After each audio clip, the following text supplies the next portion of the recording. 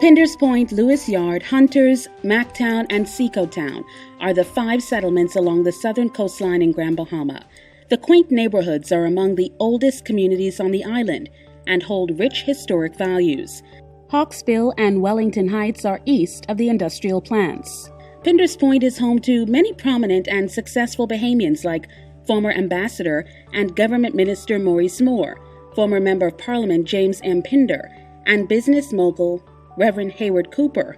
Olympian Demetrius Pinder, one of the Golden Boys who ran away with the gold medal in the 4x4 relay at the 2012 Olympic Games, has ties to the Lewis Yard community. These communities are also tourist attractions with historic sites like the old lighthouse near the bay in Pinders Point and the Mermaid Hole in the spring in Lewis Yard. Tourists often tour these areas when they leave the neighboring Freeport Harbor. The Southern District is also home to 3 popular churches: the Upper Zion Baptist Church, the Church of the Good Shepherd, and St. Vincent de Paul Catholic Church. But the promise of these once thriving communities began to fade away over the years as they were bombarded by a developing industrial park that is believed to have ignited a firestorm of health issues among residents, many of whom were afflicted with cancer and respiratory conditions due to foul odors and the settling of foreign substances. We've had issues where Borco had damaged our water table.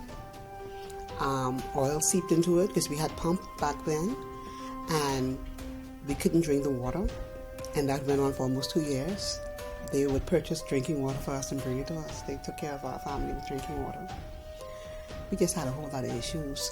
They had boilers that they would use, and all this black soot would come over the house and the cars and stuff. And so I grew up with Daddy fussing about it, and after I became a teenager, I decided to start speaking to people who I think could help. And in my 20s, working at the hotel, and I'd come in the evenings, and we'd have situations. There'd be times when you come in all this sudge. I think that's what it's called. When you're washing something, and these big, thick lumps of sludge would be coming over. And especially this time of the year when the wind is blowing in this direction. Anything Borco does, my thing is if they sneeze, we catch the cold. There's a camera over our house. We can't step outside in the short pants and bend down because you don't know who's watching you. Every child in this yard where we live has upper respiratory problems.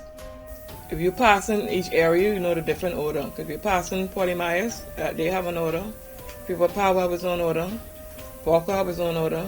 Focal and all of them have their own odor, and it's horrible. And we've been going through this, and I've been calling them every time the odor comes through, and sometimes it be oil scent, sometimes it be a conky scent, it be all different the type of scent, and when it comes through and it come in the house, it stays there. So when you go out to get fresh air, it's in the air. So it's like we have no rescue. Some people just have to, a cousin of mine just have to leave from our home and go to her daughter in Freeport, where it be so bad. And and they need to hear the cry of the poor and the people in this community. We need out of here like yesterday. Is one that we do not smell, and the effect that we get from it is it kills the sense of smell. It gives burning of the eyes, burning of the throat, give you headaches, stomach aches, itching of the skin, and also cancer. Before my mother had passed, most of the people here in this community, they would forward them to Nassau Princess Margaret Hospital. When my mother went for the treatment, and her name is Pearl Williams, they said, we know where she is from. She's from the Pinders Point area with this type of cancer. We didn't ask. And so when they talk about finding statistics in this community or in the hospital here in Grand Bahama, if they don't find it here, I am quite sure they can find it in Nassau. Okay, and we have a family right now in Lewis Yard. The whole family have their breast cut off of that same type of cancer that is caused by the chemical and the pollution of the air. All the little black, fine, shiny green substance would line the windowsill. So they come, I complain, they send clean my curtains and stuff. They send them to the laundry cleaning. But that was not to solve the problem. They wanted the problem solved. Cleaning the windows was not the answer to the solution. It sort of helped me for that period, but then another week or so it would be just as bad as it was before it went. And this continued to happen.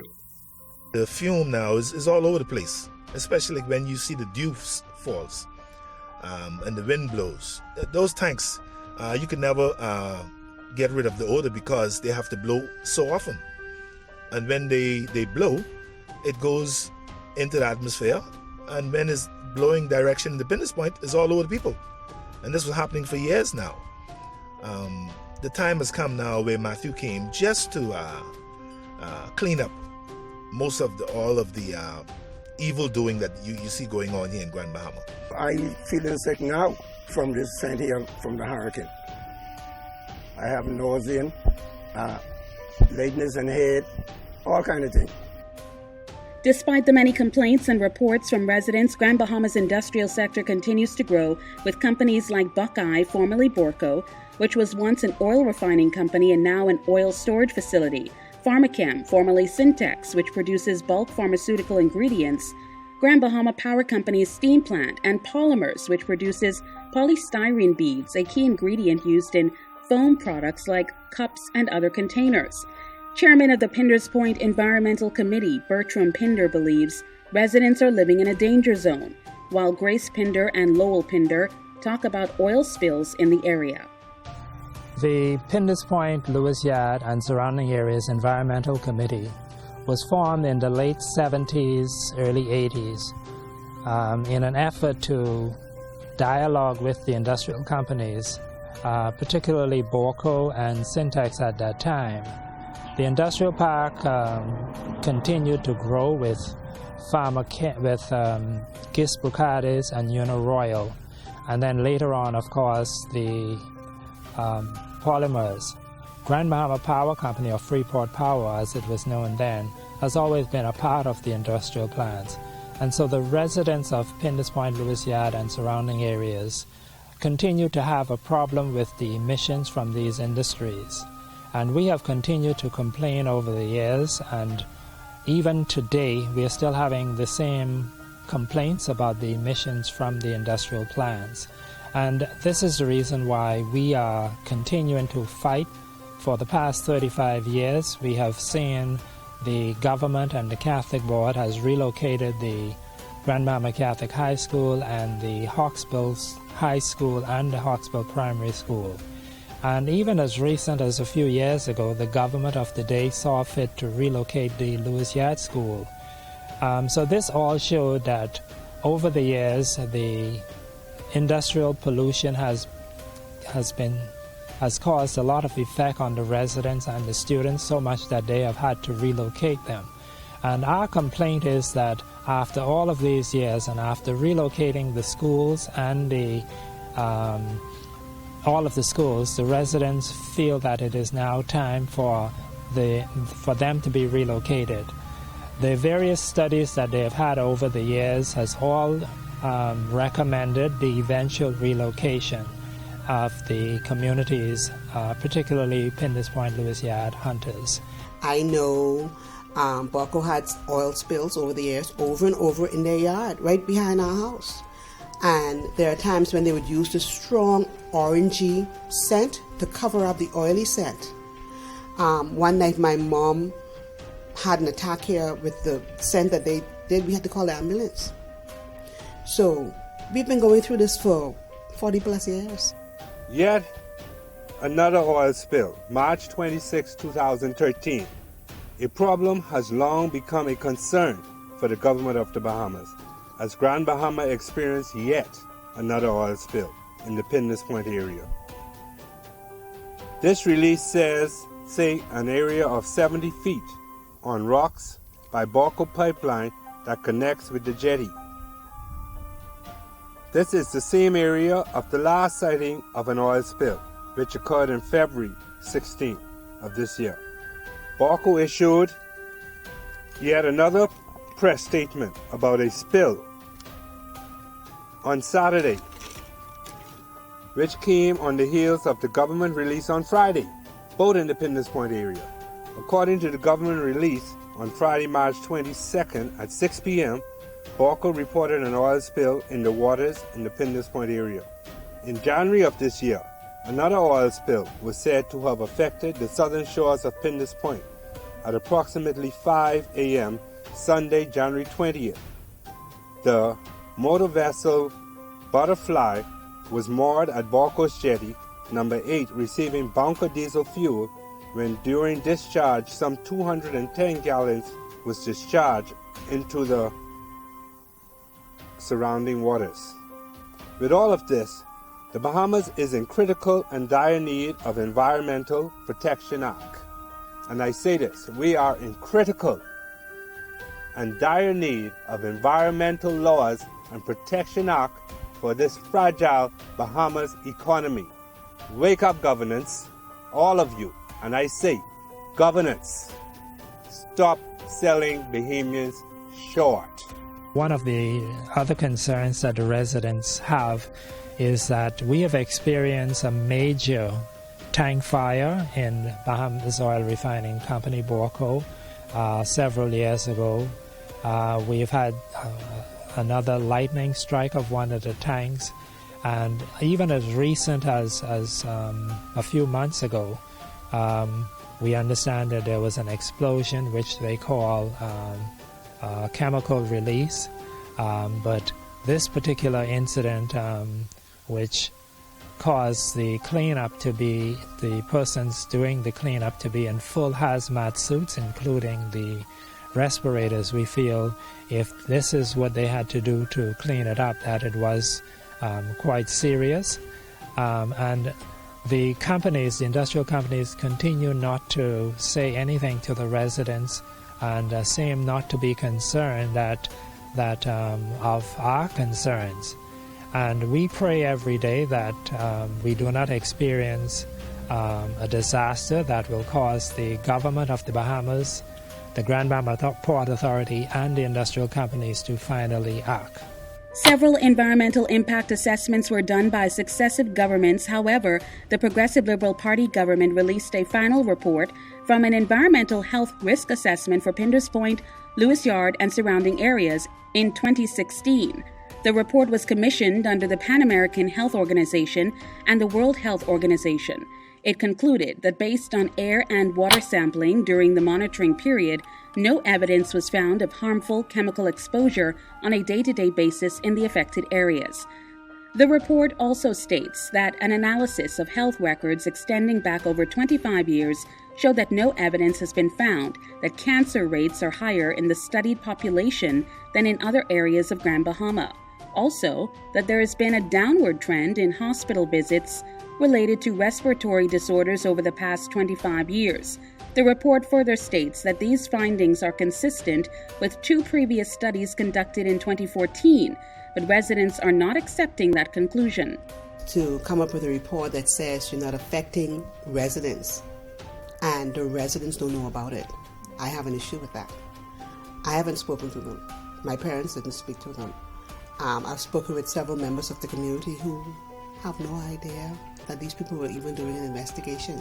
So who did they talk to? And I live here. And if you live somewhere, you can't tell me what I experience. It doesn't exist, and you just came in for a few weeks or a few days. Over the past few months, we have been especially disturbed with the report of the PAHO, which suggested that there is no effect to the residents of these areas, when we know full well that the residents continue to suffer. So we totally rejected the report from the WHO and the World Health Organization, and we are looking for the government to totally disregard that report, as it has done nothing for the residents. It seemed to have been more for the industries. And we, the residents, have generated new energy in order to let the government and the industries and the Grand Bahama Port Authority know that we are not just going to continue to suffer in silence, and we will continue to let our voices be heard and continue to protest and continue to do whatever it takes so that they will realize that something needs to be done. Prior to that report, the decision was made to relocate schools in the district due to the foul emission from the industrial plants. The old Hawksbill High and Hawksbill Primary Schools and the Grand Bahama Catholic High School were relocated to Freeport many years ago. Approximately 27 years later, the Lewis Yard Primary School was moved to the Hunters area. When we come back, we'll hear from another member of the Environmental Committee on the dangers of the industrial sector. I got involved in this fight because the Grand Bahama Port Authority built a sewage plant in my backyard in 2001. And for 12 to 14 years, I've been struggling with this plant. There's been sewage on the ground. There's been constant spray. Welcome back. Member of the Pinders Point Environmental Committee, Shuffle Hepburn, says he knows firsthand of some of the dangers in the industrial sector. His first job was at the former Syntex, now Pharmachem, as a lab technician. Many of the individuals that I worked with in those days are no longer with us. They died of cancer, unfortunately. In fact, many of them have had all kinds of illnesses over the years. One in particular, a young man who was in college at the same time that I was in college, his job was to sample the Hawksbill Creek. And somehow or another, the water in the creek got into his system. And for the next several years, he had about 40 surgeries to remove cancerous growths from various parts of his body. Unfortunately, after 40 surgeries, he succumbed and departed this life.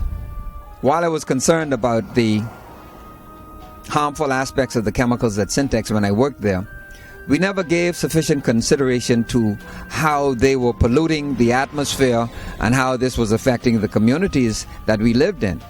And it's amazing because when we look at it now, we see the results of 35 years of neglect and abuse and poor handling of chemical waste and the rest of it. He says workers at Buckeye are also being exposed to toxic substances. We have a situation